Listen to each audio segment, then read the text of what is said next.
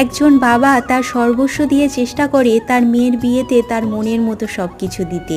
আজকে দুজন মিলে রেডি হয়ে বেরিয়ে পড়লাম। ও গেল ওর কলেজে, আমি এলাম আমার বাড়িতে। প্রথমে বাড়িতে গিয়ে একটু মিষ্টি খেলাম, তারপরে এসে বাবার দোকানে দাঁড়িয়েছিলাম। বাবার কাস্টমার এসেছিল, তো তাকে ছেড়ে দিয়ে বাবার আমি বেরিয়ে পড়লাম কিছু আসবাবপত্র দেখতে বাবার সাথে।